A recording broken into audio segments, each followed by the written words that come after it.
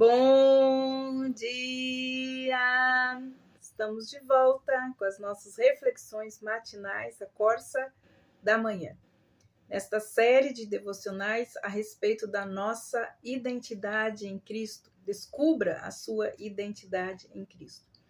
Ontem nós terminamos a terceira parte que trazia para nós o conhecimento a respeito da nossa herança em Cristo, aquilo que nós herdamos como co-herdeiros com Cristo Jesus de todas as bênçãos espirituais que há nas regiões celestiais.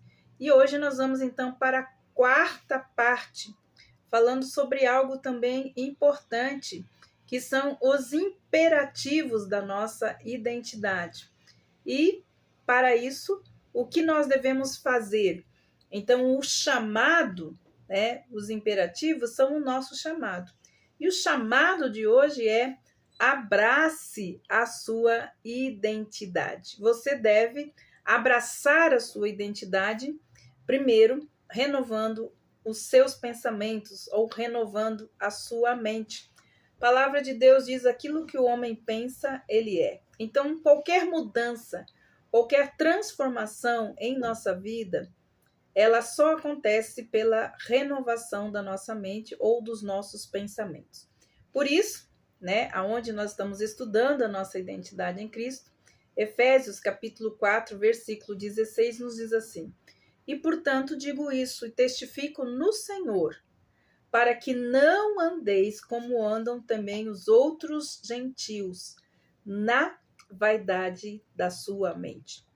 Portanto, diz ele, eu, preso do Senhor, ou prisioneiro do Senhor, rogo-vos que andeis como é digno da vocação com que fostes chamados. Este, então, é um imperativo, é um chamado. Então, Paulo nos chama a abraçarmos a nossa identidade. Paulo descreve o tipo de vida que você, como cristão, deve viver. Então, ele vai detalhando quais são, então, os imperativos. O primeiro deles, ele fala: por causa de quem você é e por causa de quem você tem, você pode ser uma pessoa humilde de coração e também perdoadora. Você pode ser fiel e ter uma vida de oração. Você pode ser aberto e honesto e inculpável e manter a sua pureza moral e também a sua integridade. Tudo isso está ao nosso alcance agora, conscientes, ou seja, cientes da nossa nova identidade em Cristo e de tudo aquilo que temos nele, inclusivamente por causa do que Deus já fez para recriar você, ou nos recriar com uma nova identidade, uma identidade, a identidade de Cristo. Embora a vida pareça, agora, essa vida, de santidade, de integridade, pareça ser algo difícil, nós precisamos entender que o que precisa é ter uma prática, uma prática de obediência. É imperativo que você abrace a sua identidade. O Senhor providenciou muita coisa para que nós, em Cristo Jesus, pudéssemos, então, ser exatamente aquilo para qual Ele nos chamou. Ele nos deu muitas coisas. E Ele espera, então, que nós usemos tudo isso, essas riquezas, essa nova identidade, tudo que nós aprendemos até hoje. Nada do que Deus exige de nós é ruim para nós. Deus, na verdade, Ele nos chama para uma vida de santidade, uma vida de fidelidade, de integridade, ser íntegro, diante do Senhor. Nós podemos amar a vida, que passaremos então a experimentar e adotar esses imperativos nas atividades do nosso dia a dia. Quando nós abraçamos a nossa identidade, quando nós entendemos que Cristo é a vida eterna, Cristo é a verdade, Cristo é o caminho e ele também é a vida, ele é o exemplo, o modelo de vida que nós devemos viver. Quando nós falamos que somos cristãos, então a palavra de Deus traz isso para nós. Quando nós somos cristãos, isso significa que nós somos pequenos cristos andando na terra. E a palavra de Deus diz para nós que Deus usa todas as coisas para nos conformar à imagem e semelhança de Cristo. Paulo também fala, né, que o Espírito Santo opera em nós, até que Cristo seja totalmente formado em nossas vidas. Efésios 4, 22 a 24, Paulo fala sobre peças de roupa que nós tiramos e colocamos. Por quê? Porque a vida cristã é um eterno despojar-se para revestir-se. Então é despojar-se, né, da velha natureza ou das velhas roupagens para nos revestir do quê? De Cristo. Então Paulo, ele fala exatamente isso. Ele fala: vos despojeis do velho homem que é corrupto, segundo as cobiças do engano. Então, o que isso significa? Significa que nós devemos descartar, né, ou despojar as roupas velhas. As roupas velhas, as nossas antigas práticas, ações, pensamentos sujos e ultrapassados. E ele fala, então, que nós devemos nos renovar no espírito da nossa mente. Nós devemos nos revestir do novo homem, que segundo Deus é criado em justiça, verdade e santidade. O que isso significa? Que nós vamos passar a usar roupas novas, que combinam agora com quem você é. Filho de Deus, né? Herdeiro de Deus, luz e sal nessa terra. Não é possível que alguém que está vivo e está em Cristo ainda sai por aí usando roupas de sua antiga identidade morta, né? Então, podemos colocá-la a qualquer momento, mas para quê? Pense nisso.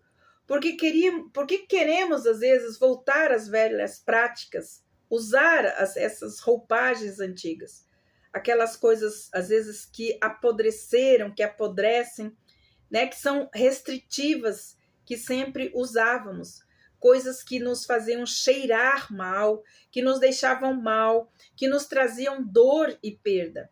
Nós ficamos feios com elas, são imundas, são nojentas, né? As nossas práticas antigas. Elas se encaixam em pessoas que se dão por morta, com mortos. Então, mas não serve para mim e nem para você.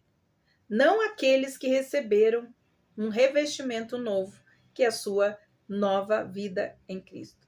Então, tiramos as mentiras e começamos a nos revestir da verdade. Tiramos a amargura e passamos a nos revestir do perdão. Tiramos a imoralidade sexual e nos revestimos de pureza, da pureza de Cristo. Éramos filhos da ira, mas agora nós somos filhos amados de Deus. Então é preciso iniciar uma operação de mudança que consiste em nos despojar ou tirar o velho e nos revestir do novo. Devemos então, o que deve ocorrer dentro de nós, né? Toda mudança começa então pela nossa mente, nossos pensamentos, o nosso cérebro. Nós precisamos começar essa transformação. Paulo diz que nós devemos transformar-vos pela renovação da vossa mente, para que experimenteis qual seja a boa e agradável vontade de Deus. Então, a maneira como o homem pensa em seu coração, ele o é. Diz lá a Bíblia em Provérbios 23:7. Tudo começa por aí. Porque os que são segundo a carne têm a mente nas coisas da carne. Mas aqueles que são segundo o Espírito, para as coisas do Espírito vivem.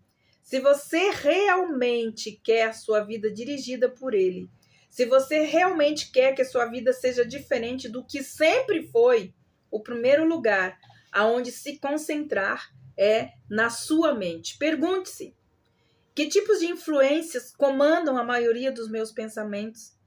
Em que eu passo a maior parte do meu tempo pensando? É no seu trabalho, nas notícias, nas políticas, no esporte, nos TV, nos filmes, nas redes sociais, nos seus hobbies, em dinheiro?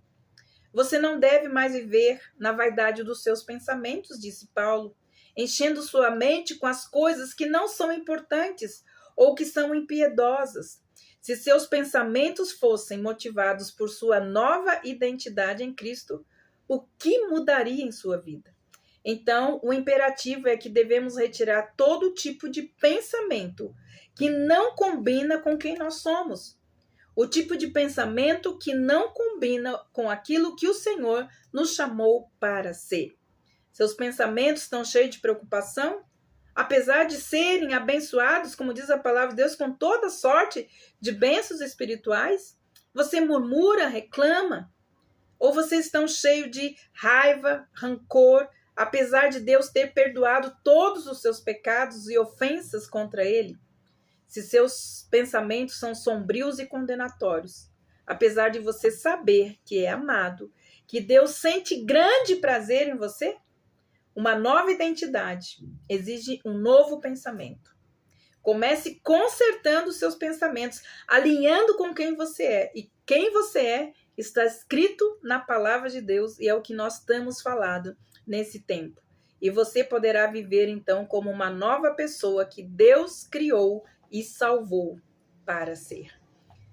É imperativo que você abrace a sua nova identidade em Cristo. Se você não sabe, comece novamente esses devocionais e você vai saber tudo aquilo que nós temos falado a respeito de quem Deus diz que você é. Que Deus abençoe você e até amanhã com as nossas reflexões matinais à Corsa da Manhã.